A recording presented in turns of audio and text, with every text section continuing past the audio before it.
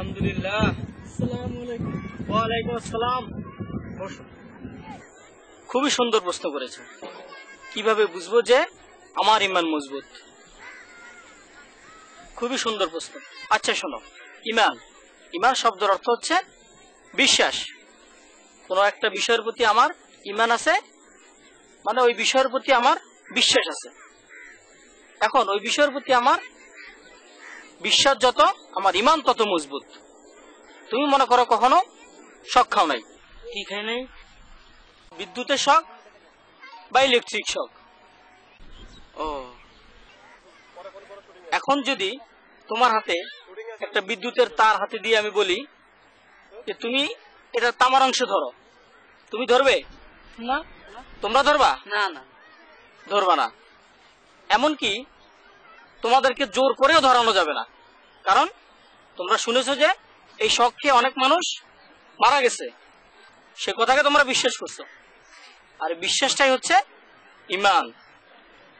এই কথাতে কারো কোনো সন্দেহ নাই যে শক লাগতে পারে, নাও লাগতে পারে। আছে কারো সন্দেহ? না না না না। আরেকটা মেসাল দেই। মেসাল কি ভাই? চুপ থাক বেড়া। চুপ থাকবে কেন? না বুঝে হুয়া করা যাবে না, জানতে হবে, বুঝতে হবে। মেসাল মানে হচ্ছে উপমা, উদাহরণ। বুঝতে পেরেছ? জি। এখন মনে করো আমরা এখানে বসে ইমান নিয়ে আলোচনা করতেছি। হঠাৎ ওই জঙ্গল থেকে কয়েকটা সাপ আমাদের দিকে ছুটে আসছে। এখন কি তোমরা এখানে বসে থাকবে না ছুটে পালাবে? ছুটে পালাবে। কেন পালাবে? তোমাকে কি কখনো সাপে কেটেছে? তাহলে কেন পালাবে? কারণ সাপে কামড়ে মানুষ মারা যায়। এই কথাটি তুমি শুনেছো।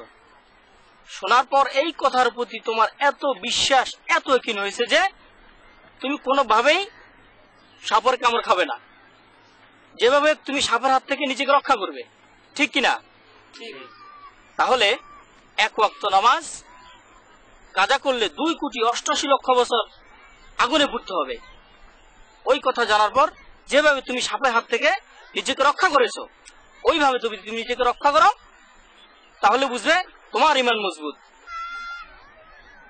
আর যদি সামান্য গাফিলতি করো, তাহলে বুঝবে তোমার ইমান দুর্বল। এই বিষয়ে তোমাদেরকে একটা গল্প বলি। একটা ছেলে ছিল, নাম রায়হান। যদিও তার আমল ততটা ভালো ছিল না, তারপরেও সে নিজেকে পাক্কা ইমানদার মনে করত।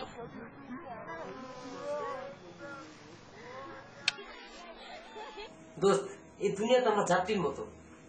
এখন যাত্রী যখন কোথাও যায়, কখনো গাড়িতে, কখনো রিক্সায়, কখনো পায়ে হেঁটে যায়, ঠিক তেমনই আমরা কখনো মার পেটে, তারপর মার কোলে কোলে, তারপর হামাগুড়ি দিয়ে, তারপর হেঁটে, তারপর দৌড়িয়ে, বৃদ্ধ বয়সে লাঠিতে ভর দিয়ে, অবশেষে খাটিয়ে চলছি।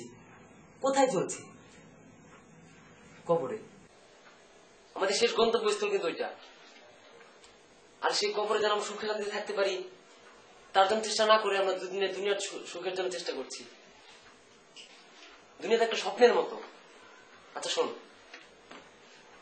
একটা লোক স্বপ্ন দেখছে যে সে গুপ্তধন পেয়ে গেল, বস্তায় বস্তায় হিরে জহরত স্বর্ণ মুদ্রা। সে তো আনন্দে আত্মহারা। সে সবকিছু নিয়ে বাসায় আসলো, হঠাৎ তার ঘুম ভেঙে গেল। দেখলো যে তার কাছে কিছুই নেই। তার যে কি আফসোস। ঠিক তেমনই যখন আমাদের মৃত্যু হবে, দুনিয়ার আসল হাকিকত তখন আমাদের চোখের সামনে ভেসে উঠবে। দুনিয়া যে একটা স্বপ্নের মতো, তখন তা বোঝা যাবে। আসলে দেখ, তুই আমি দুনিয়ার ডিগ্রি, টাকা পয়সা বিশেষ হচ্ছি, এগুলো তো স্বপ্ন। ভেঙে গেলেই শেষ, মানে খতম। থাকবে শুধু আমল। এই মিজান, আম্মুকে চা বানাতে বলো তো। না দোস্ত, না, চা খাবো না। চা কথা বলিস না। আরে কেবল তো আসলি, আম্মুর সাথে দেখা কর। চা না খেয়ে কোথায় যাবি? তুই মরিতে আসছ না যে? আসলে তো এমন একটা সময়ের মধ্যে দিয়ে যাচ্ছি, দম ফেলার সময় পেয়ে না। তোরা তো জানিস IELTS করতেছি, বিশের ব্যাপারে দৌড়দৌড়ির মধ্যে আছি। তাছাড়াও আমার স্টুডেন্টের পরীক্ষা, আমি খুব ভেজালের মধ্যে আছি। আর আগের মতো কি আর বন্ধুদের সাথে তোমাকে আড্ডা মারতে দেখোস কর? 2 দিনের দুনিয়ার সুখের জন্য এত কষ্ট করছিস, আর অনন্তকাল আখিরাতের জন্য কত কষ্ট করা উচিত বল? তার তো অবশ্যই। সবকিছুর উপর নেই ইমান, আর ইমান ছাড়া যে কবরে যাবে তার যে কি ভয়াবহ পরিস্থিতির সম্মুখীন হতে হবে তা আমরা কল্পনাও করতে পারবো না। দোস্ত, আমার ইমানের উপরে কোনো কথা বলিস না। তোদের মতো এই দাড়িটাই রাখতে পারি না, কিন্তু দোস্ত আমার ইমানটা একেবারে ফ্রেশ। কসম, কোনো ভেজাল নেই। তবে হ্যাঁ, মাঝে মধ্যে শুধু একটু ফজর নামাজটাই মিস হয়, তাতে করে লেগেছে। বিসমিল্লাহতেই যদি গলত হয় তাহলে কেমনে? কিন্তু মসজিদে যে বেশি বেশি মসজিদে আসে তাকে ইমানদার বলে সাক্ষ্য দেওয়া যায়। আসবো রে দোস্ত, আসবো। চিন্তা করিস না, আসবেন উঠি, আজকে না, চাটা খেয়ে গেলে ভালো হবে দোস্ত। আজকে না। অনেক